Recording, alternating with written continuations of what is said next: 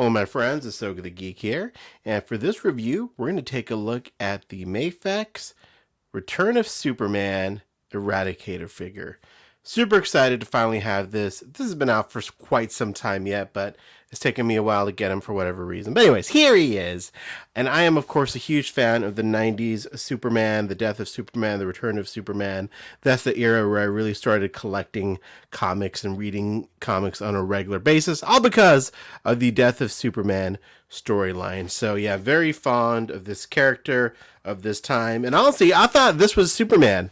Out of the four choices we had with Cyborg, Steel, and Superboy, this one actually looked obviously most like Superman and kind of, felt like Superman, just maybe a little bit off for whatever reason after being killed by Doomsday, obviously. But yeah, I thought this was the one. You come to find out that none of the four were Superman. So there you go. I was wrong, of course. But anyways, without further ado, let's get him out of the packaging and take a closer look. All right, so there's the figure outside of the packaging. You get 5 sets of extra hands, some energy projection blast things, an extra head, and of course the stand in the back, which I'm not going to bother to put together because I don't really care for these plastic stands. I prefer a good old Kaiser metal doll stand. That's what I use for all of my action figures. Before I get into the figure, one thing I want to note is these little puffy things were underneath the cape, and they weren't attached to mine. They were falling off when I took the figure out of the packaging. And kind of the purpose of those little puffy pad things is to kind of give it the fullness you can see in the pictures here, to puff it out a bit. So yeah, mine fell out, or they were like falling apart, so I just took them out. And there you go. So my figure's not going to really look like what you see here. But I'm happy with the way it looks without the little pad things. The Eradicator and Steel also had these little pad things. And they kind of bugged me with both of those figures. So there you go. But anyways, so these little pad things, in mine anyways, were not... Like this one was completely off and this one was falling off. So yeah, these were not stitched well or glued well into the figure. So there you go.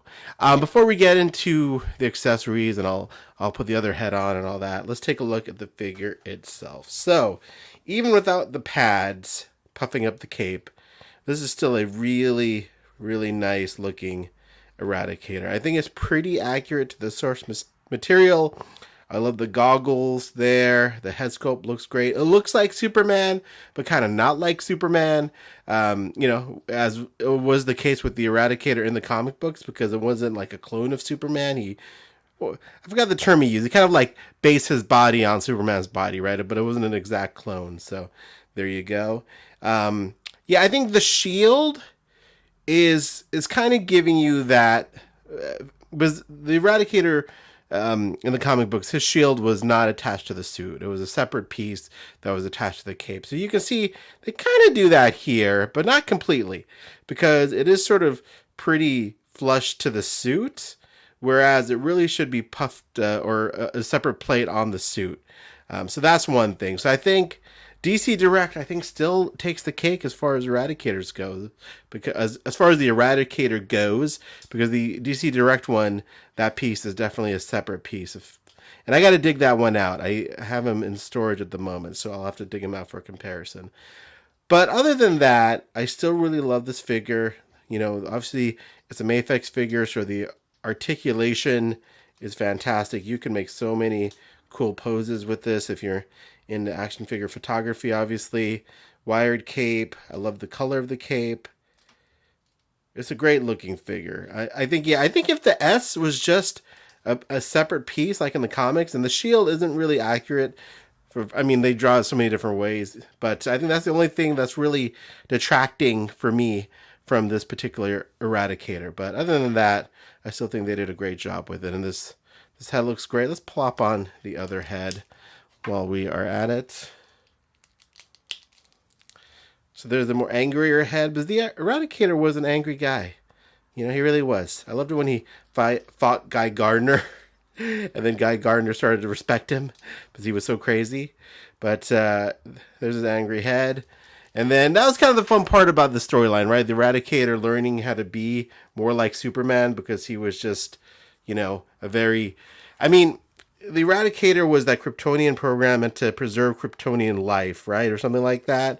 And then he was the Kryptonian man for a minute. He was so many different things I'm trying to recall now with the storyline. But there's the energy blast effect there, which is kind of cool. That's kind of a fun effect. I probably won't pose him with this because it takes up a lot of real estate there.